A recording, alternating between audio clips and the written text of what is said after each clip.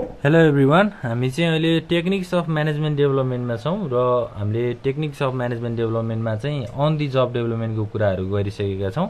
अब हामीले दोस्रो स्टेप अथवा दोस्रो टेक्निक भनेको चाहिँ अफ दि जब डेभलपमेन्टको कुराहरू गर्छौँ। आजको हाम्रो क्लासको मेन टपिक भनेको चाहिँ अफ दि जब डेभलपमेन्ट हो। अब अफ दि जब डेभलपमेन्ट भन्ने बित्तिकै यो चाहिँ एउटा कस्तो खालको टेक्निक हो त भन्दा, जस्तै डेभलपमेन्ट निड्स र रिक्वायरमेन्ट्सहरू चाहिँ अर्गनाइजेसनभन्दा बाहिर प्रोभाइड गरिन्छ अथवा ट्रेनिङ चाहिँ बाहिर गरिन्छ, अर्गनाइजेसनभन्दा बाहिर गरिन्छ भने त्यसलाई हामीले अफ दि जब डेभलपमेन्ट भनेर भन्छौँ। अब अर्गनाइजेसनभन्दा बाहिर गर्ने भनेपछि कस्तो ठाउँमा गर्ने त भन्दा, जस्तै ट्रेनिङ सेन्टरहरू हुनसक्छ होइन, त्यसै गरी त्यो ट्रेन गर्ने छुट्टै एउटा स्पेस बनाइएको हुनसक्छ। त्यस्तो खालको ठाउँमा चाहिँ हामीले एउटा ट्रेनिङहरू प्रोभाइड गर्ने प्रोसेसलाई अफ दि जब डेभलपमेन्ट भनेर भन्छौँ। जस्तै के हो त भन्दा, it is a technique under which development needs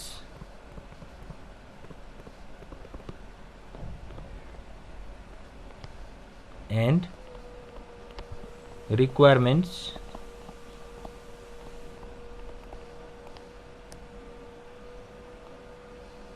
are provided not within the organization हैन।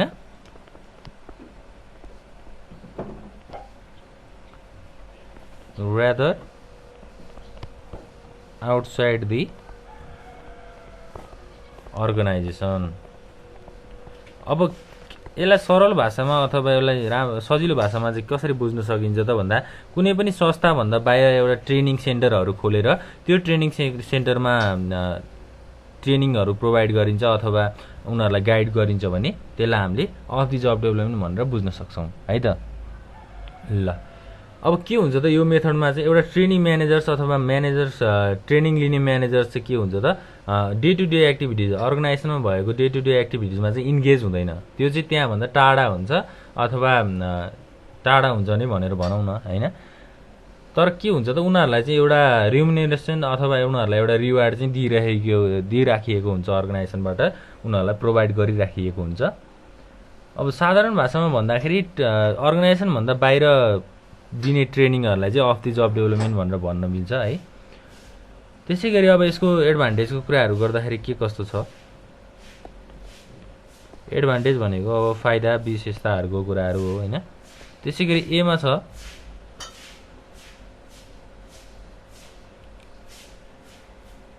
No error. अब नो इरर भनेको के हो त, प्रोडक्सन प्रोसेसमा चाहिँ इररहरू चाहिँ मिनिमाइज हुन्छ होइन। म्यानेजर्सहरू चाहिँ के हुन्छ नि त, उनीहरू चाहिँ अब एकदमै फुल्ली ट्रेन र डेभलप भइसकेपछि उनीहरूले अब आफ्नो कामहरू सुरु गर्छन् अथवा अर्गनाइजेसनको कामहरूमा एक्टिभ हुन्छन् होइन। अब जस्तै उनीहरूलाई त ट्रेनिङ बाहिर प्रोभाइड गरिन्छ, बाहिर ट्रेनिङहरू प्रोभाइड गरिसकेपछि त्यहाँबाट फुल्ली ट्रेन र त्यहाँबाट फुल्ली डेभलप भइसकेपछि चाहिँ उनीहरूलाई अर्गनाइजेसनभित्र ल्याइन्छ। अब एउटा फुल्ली ट्रेन र डेभलप भएको अथवा एउटा नलेज र स्किल भएको म्यानेजरले काम गर्दाखेरि इररहरू पनि पक्कै नै थोरै हुने भयो अथवा मिनिमाइज हुने भयो। त्यसै गरी अब बीमा छ इकोनोमी। अब इररहरू मिनिमाइज भइसकेपछि इररहरू चाहिँ कम हुन थालिसकेपछि के हुन्छ त, यसले चाहिँ कस्टहरू अथवा खर्चहरू चाहिँ के गर्छ, मिनिमाइज गर्छ होइन।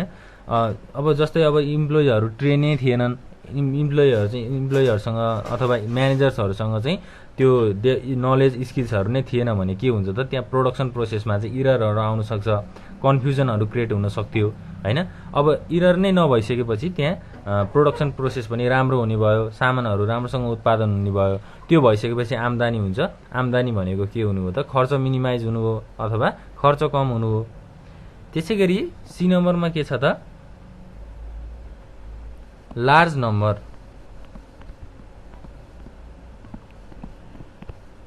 अब लार्ज नम्बर भनेको चाहिँ के हो त, एकदमै धेरै नम्बरमा अब धेरै सङ्ख्यामा चाहिँ म्यानेजरहरू ट्रेन हुन्छन् होइन। अफ दि जब डेभलपमेन्ट टेक्निकमा चाहिँ धेरै म्यानेजर अथवा धेरै ट्रेनिङ भनिन्छ, ट्रेनिङ लिने मान्छेलाई चाहिँ ट्रेनी भनिन्छ होइन। ट्रेनीहरूलाई चाहिँ उनीहरूलाई ट्रेनिङ प्रोभाइड गरिन्छ, लार्ज नम्बर भयो,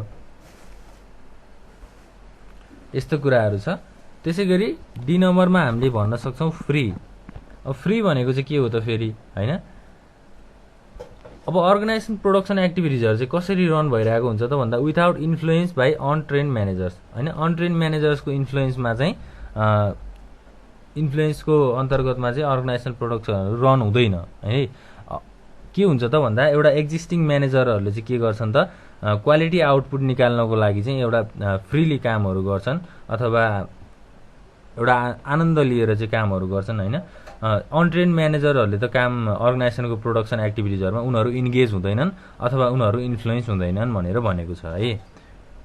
एउटा फ्रीली इन्भाइरोमेन्टमा चाहिँ एउटा त्यो अर्गनाइजेसनमा भइरहेको एक्जिस्टिङ म्यानेजर्स अथवा त्यहाँ काम गरिरहेका म्यानेजर्सहरूले चाहिँ कामहरू उनीहरूले क्वालिटी आउटपुटको लागि लिड गर्छन् भनेर भनेको छ। फ्रीको कुराहरू पनि भयो है। त्यसै गरी अब डिसएडभान्टेजको कुराहरू गर्दाखेरि चाहिँ के छ त, एमा चाहिँ वर्क सिचुएसन।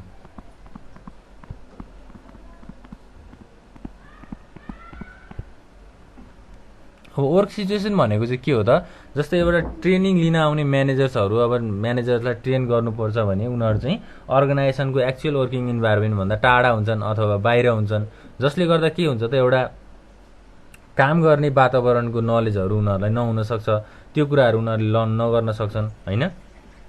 वर्क सिचुएसनको कुराहरू भयो। त्यसै गरी बीमा नट इफेक्टिभ।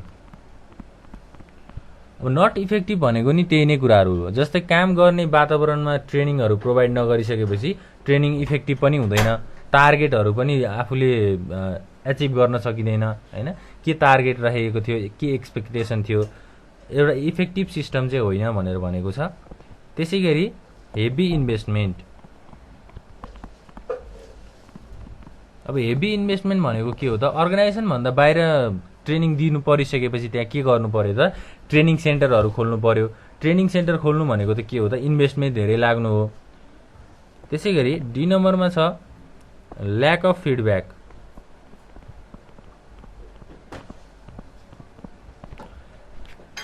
म्यानेजर्सहरूले चाहिँ के कुरा मात्रै सिक्छन् त भन्दा म्यानेजरल स्किल मात्रै सिक्छन् हैन। यस्तो खालको अफ द जब डेभलपमेन्ट प्रोसेसमा चाहिँ उनीहरूले म्यानेजरल स्किल्सलाई मात्रै ध्यान दिन्छन् अथवा त्यो मात्रै सिक्छन्। तर के हुन्छ त भन्दा उनीहरू चाहिँ एउटा अप टु डेट फिडब्याक हैन, त्यसै गरी प्रब्लम्सहरू अब एक्चुअल इन्भाइरोमेन्टमा कसरी काम भइरहेको हुन्छ त्यहाँको प्रब्लम्सहरू उनीहरूलाई फेस गर्न उनीहरूलाई सक्दैनन् हैन। उनीहरूले त्यो कुराहरू फेस नगरिसकेपछि त्यो कुराको नलेज पनि हुँदैन। अब एउटा ट्रेनिङ बाहिर लिइसकेपछि भोलि काम गर्ने त त्यही ठाउँमा गएर हो, एक्चुअल जब पर्फर्मेन्स भनेको एक्चुअल इन्भाइरोमेन्टमा गएर गर्ने हो। त्यहाँ के हुनसक्छ त उनीहरूलाई कन्फ्युजन हुनसक्छ, त्यही भएर फिडब्याक पनि धेरै कम हुन्छ भनेर भनेको छ। अब हामीले नेक्स्ट डिस्कस गर्ने भनेको के हो त, techniques or methods of the जब development. Techniques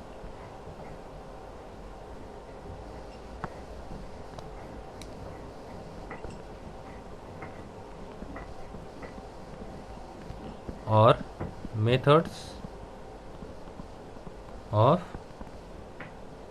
of the development procedures।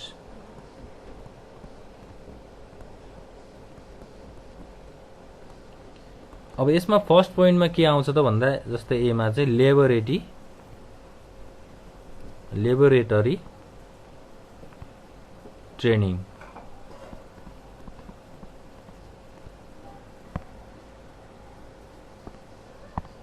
Laboratory training भनेको चाहिँ के हो त भन्दा यसले चाहिँ के कुराहरूमा कन्सर्न गर्छ त भन्दा जस्तै changing behaviour through group process भनेको एउटा ग्रुपलाई चाहिँ चेन्ज गर्ने अथवा अब ट्रेनिङहरू पार्टिसिपेन्ट्सलाई चाहिँ कस्तो खालको कुराहरूमा इन्फ्लुएन्स गरिन्छ त भन्दा जस्तै अनस्ट्रक्चर ग्रुप इन्टरेक्सनमा उनीहरूलाई लगाइन्छ हैन। अनस्ट्रक्चर ग्रुप इन्टरेक्सनमा चाहिँ उनीहरूले के कुराहरू सिक्न पाउँछन् त भन्दा जस्तै एउटा अनस्ट्रक्चर इन्भाइरोमेन्टमा चाहिँ के हुन्छ त त्यहाँ कन्फ्लिक्टहरू हुन्छ हैन। त्यहाँ चाहिँ अब कन्फ्युजनहरू धेरै हुन्छ, प्रब्लम्सहरू धेरै हुन्छ। यस्तो खालको ट्रेनिङमा उनीहरूलाई लगाइसकेपछि उनीहरूले के कुराहरू सिक्छन् त भन्दा अब कन्फ्युजनलाई कसरी अब त्यसलाई सल्भ गर्न सकिन्छ त्यसको सोलुसन्सहरू निकाल्न सक्छन्। त्यसैगरी त्यो एउटा कन्फ्लिक्ट कसरी आउँछ भन्ने कुराहरूलाई उनीहरूले अन्डरस्ट्यान्ड गर्न सक्छन् हैन, उनीहरूले बुझ्न सक्छन्। त्यस एउटा अनस्ट्रक्चर ग्रुप इन्टरेक्सन गराएर चाहिँ उनीहरूलाई अन्डरस्ट्यान्डिङको लेभल चाहिँ बढाइन्छ है त। ल अब त्यो एउटा ग्रुप इन्टरेक्सनमा चाहिँ उनीहरूले के कुराहरू सेयर गर्छन् त भन्दा, के कुराहरू एक्सप्रेस गर्छन् त भन्दा, जस्तै आइडियाज, फिलिङ्स, बिलिभ्स हैन, एटिट्युड्स। म्यानेजर्सहरूलाई चाहिँ के कुराहरूको आवश्यकता छ त्यस्तो कुराहरू चाहिँ उनीहरूले एक्सप्रेस गर्छन् हैन, जसले के कुराहरू इन्क्रिज गर्छ त भन्दा अवेरनेसको कुराहरू चाहिँ इन्क्रिज गर्छ। लेबोरेटरी ट्रेनिङलाई चाहिँ हामीले सेन्सिटिभ पनि भन्न सक्छौँ, सेन्सिटिभ। ल ए नम्बरमा यो कुराहरू भयो। बी नम्बरमा अब के छ त हाम्रो लेक्चर एन्ड कन्फरेन्स। अब लेक्चर र कन्फरेन्स भनेको चाहिँ के हो त भन्दा एउटा लेक्चरको माध्यमबाट, कन्फरेन्सको माध्यमबाट, जस्तै हामीले मिटिङ भन्छौँ हैन, मिटिङबाट पनि उनीहरूलाई चाहिँ अब ट्रेनिङको अप्रोचहरू भन्न सकिन्छ, बताउन सकिन्छ। जस्तै method of providing behavioural knowledge and managerial skills to participants भनेको ट्रेनी म्यानेजर्सहरूलाई चाहिँ के गर्ने त बिहेभियरल नलेजहरू दिने, म्यानेजरियल स्किल्सहरू प्रोभाइड गर्ने एउटा माध्यमलाई लेक्चर पनि भन्न सकिन्छ। लेक्चर भनेको चाहिँ एउटा फर्मल कोर्स हो जसलाई चाहिँ प्रोफेसनल ट्रेनिङको इन्स्टिट्युसनहरूले चाहिँ गराइरहेका हुन्छन् हैन। एउटा ट्रेनिङ इन्स्टिट्युसन हुन्छ, संस्था हुन्छ जसले यो लेक्चरहरू चाहिँ अर्गनाइज गरिरहेको हुन्छ। अब यसबाट चाहिँ एजुकेसनल नलेजहरू इम्प्रुभ गर्न सकिन्छ, कन्सेप्चुअल हैन, त्यसैगरी एनालिटिकल एबिलिटिजहरू, एनालिटिकल भनेको एनालाइज गर्ने क्षमताहरू, त्यस्तो कुराहरूको चाहिँ इम्प्रुभ हुन्छ लेक्चरबाट। अब लेक्चरहरू कसरी प्रोभाइड गर्न सकिन्छ, जस्तै हामीले अब नर्मल आफ्नो डेली लाइफमा पनि इक्जाम्पल लिन सक्छौँ। हामी आफ्नो युनिभर्सिटी अथवा आफ्नो कलेजहरूमा लेक्चरहरू लिइरहेको हुन्छौँ। त्यो लेक्चरबाट हामीले के कुराहरू सिक्छौँ त भन्दा हामीले गाइडेन्सहरू, इन्स्ट्रक्सनहरू सिक्न सक्छौँ हैन, त्यस्तो कुराहरू भयो। अब अहिलेको मोडर्न इन्भाइरोमेन्टमा अथवा मोडर्न डेजहरूमा चाहिँ लेक्चर कन्फरेन्सहरू कसरी गरिन्छ त अडियो भिजुअलबाट हैन, त्यसैगरी अब फिल्म्स, प्रोजेक्टर्स, स्लाइड्स, यस्तो कुराहरू चाहिँ हाम्रो सेमिनार्सहरूमा अथवा कन्फरेन्सहरूमा युज भइरहेको हुन्छ। त्यो माध्यमबाट ट्रेनिङको इन्स्ट्रक्सन गाइडलाइन्सहरू प्रोभाइड गरिन्छ। त्यसैगरी अब सी नम्बरमा हेर्दाखेरि सेलेक्टेड रिडिङ्स।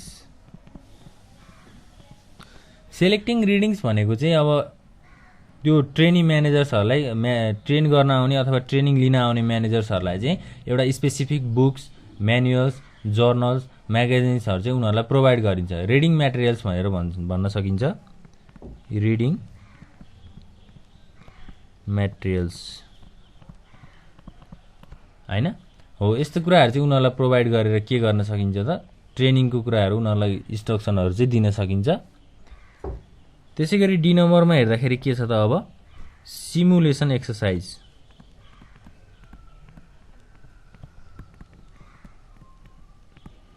सिमुलेसन एक्सर्साइज भनेको चाहिँ के हो त भन्दा एउटा रियल वर्ल्ड सिचुएसनमा चाहिँ जस्तै क्लासरुम अर ल्याबोरेटरी भन्न सकिन्छ हैन, एउटा ओर्केस्ट्रेसनमा अथवा एउटा आर्टिफिसियल ओर्केस्ट्रेसन क्रिएट गरेर हैन, त्यहाँ त्यो एक्चुअली वर्किङ इन्भाइरोमेन्टको एउटा स्याम्पलको जस्तो ठाउँ बनाएर त्यहाँ पार्टिसिपेन्ट्सहरूलाई चाहिँ राखिन्छ अथवा उनीहरूलाई सिकाइन्छ, ट्रेन गरिन्छ भने त्यसलाई हामीले सिमुलेसन एक्सर्साइज भनेर भन्छौँ। अब सिमुलेसन एक्सर्साइजभित्र पनि धेरै मेथोडोलोजीहरू आउँछ हैन, जस्तै एउटा केस स्टडी भन्ने छ। केस स्टडी भनेको चाहिँ के हो त रिसर्च गर्ने हैन, कुनै पनि टपिकमा अथवा कुनै पनि आफ्नो प्रब्लम्समा चाहिँ डिस्कस गर्ने, त्यसको सोलुसन्सहरू निकाल्ने हैन, कसरी चाहिँ हामीले एउटा इन्ट्रोडक्सन अथवा एउटा फ्रेमवर्क तयार गर्न सकिन्छ त्यसलाई हामीले केस स्टडी भनेर भन्छौँ। त्यसैगरी अब सेकेन्डमा छ डिसिजन गेम्स हैन। अब डिसिजन गर्नु पर्यो, जस्तै डिसिजन गेम्स भनेको चाहिँ एउटा कम्प्युटर गेम टेक्निक जस्तै हो, जसले चाहिँ के गर्छ त अब कम्प्युटर गेम टेक्निकमा चाहिँ के हुन्छ त game is usually played by an electronic computer. गेमहरू चाहिँ अब एउटा इलेक्ट्रोनिक कम्प्युटरले चाहिँ प्रोग्रामिङको माध्यमबाट हैन त्यहाँ भएको इन्स्ट्रक्सन र गाइडलाइन्सहरूबाट गेमहरू खेलिन्छ। अब यो अप्रोचमा चाहिँ के हुन्छ त एउटा एक्चुअल वर्क स्टेसन अथवा एउटा म्यानेजर्समा चाहिँ के हुन्छ म्यानेजरियल स्किल चाहिँ कम्प्युटरले गेम खेले जसरी उनीहरूलाई प्रोभाइड गरिन्छ हैन। त्यो कुराहरू भयो। जस्तै production cost, research and development, inventories हैन। अब यस्तो खालको एउटा सिमुलेटेड इन्भाइरोमेन्ट अथवा सिमुलेटेड ओर्केस्ट्रेसन चाहिँ त्यहाँ बनाइन्छ र त्यहाँ चाहिँ म्यानेजर्सहरूलाई ट्रेन गरिन्छ। त्यसै गरी रोल प्लेइङको कुराहरू छ हैन।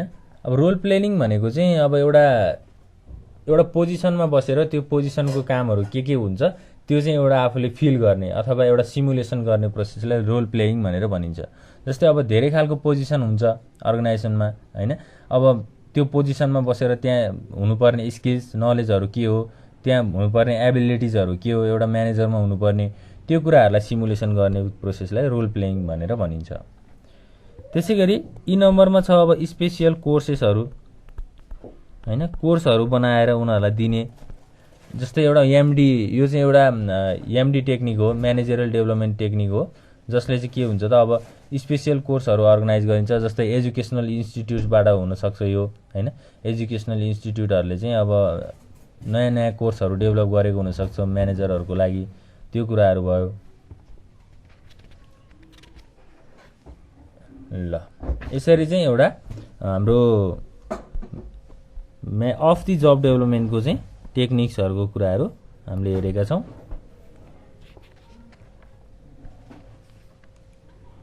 अब अरू थुप्रै कुराहरू छ। ट्रेनिङहरूलाई इभ्यालुएसन पनि गर्न सकिन्छ हैन। अब ट्रेनिङ एन्ड डेभलपमेन्ट इन नेपालको कुराहरू गर्छौँ हामी।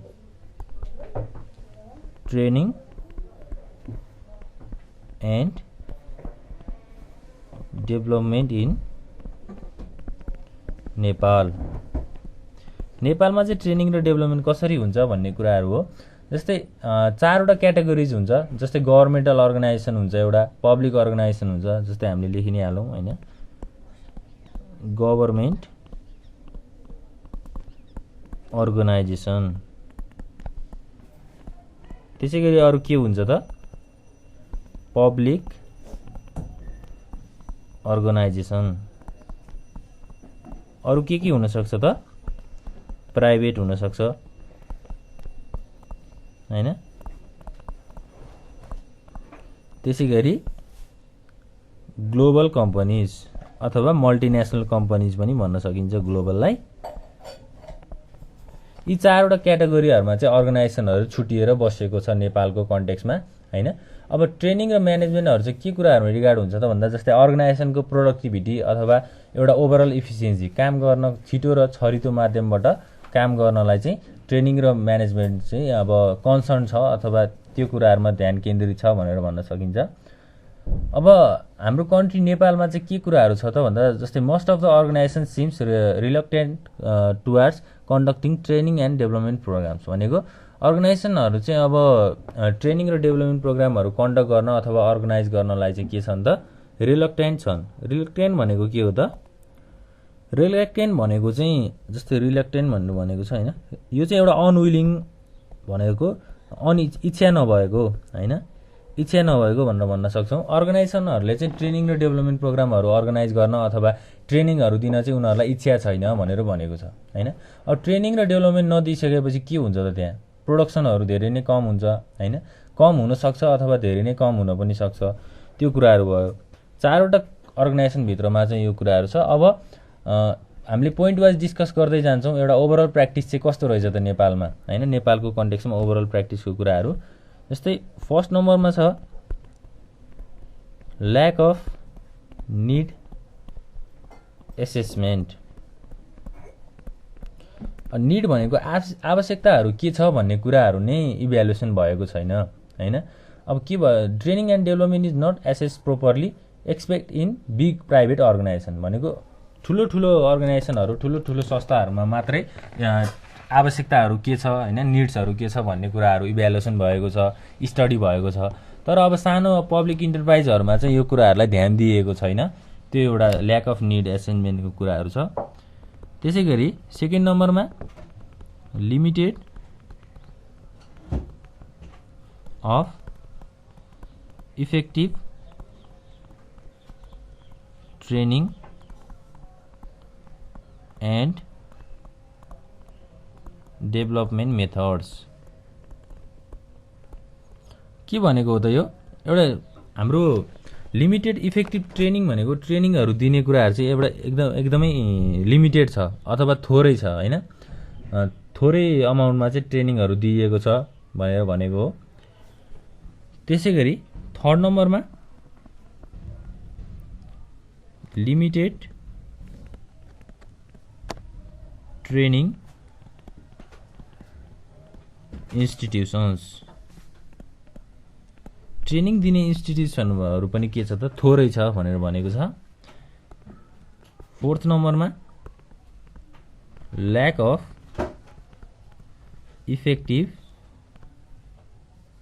इफेक्टिभनेस अफ ट्रेनिङ एन्ड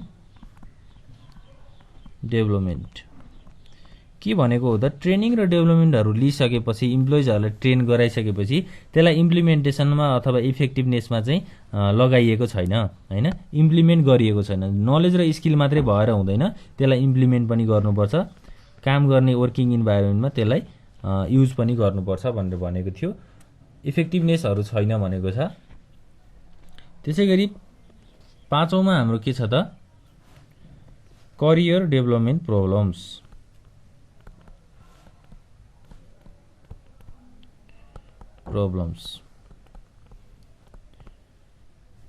अरू धेरै खालको प्रब्लमहरू छ जस्तै अब इम्प्लिमेन्टेसन प्रब्लम नै भनौँ कुनै पनि नलेज र स्किललाई चाहिँ इम्प्लिमेन्ट नगर्ने त्यसलाई युज नगर्ने भनेर भनेको हो। यस्तो खालको कुराहरू चाहिँ हाम्रो अहिले नेपालको कन्टेक्स्टमा चाहिँ नेपालको संस्थाहरूमा अर्गनाइजेसनहरूमा ट्रेनिङ र डेभलपमेन्टको कुराहरू चाहिँ हामीले हेरेका छौँ। अब के कुराहरू हेऱ्यौँ त हामीले आज अफ द जब डेभलपमेन्टको कुराहरू गर्दाखेरि यसको एडभान्टेज डिसएडभान्टेज हैन त्यसैगरी टेक्निक्स र मेथडहरू के कस्तो थियो त्यसको बारेमा डिस्कस गऱ्यौँ र हाम्रो चारवटा अर्गनाइजेसनहरू छ नेपालको कन्टेक्स्टमा यो अर्गनाइजेसनभित्र चाहिँ के कस्तो कुराहरू भएको रहेछ नेपालको कन्टेक्स्टमा त्यो कुराहरू पनि हामीले हेरेका छौँ। अब नेक्स्ट क्लासमा चाहिँ हामीले डिस्कस गर्ने टपिक भनेको मोटिभेसनको कुराहरू छ। मोटिभेसन भनेको चाहिँ एउटा इन्स्पायर हुने काम गर्नको लागि एउटा जागरुकता हुने कुराहरू हो त्यो कुराहरू हामी डिस्कस गर्छौँ।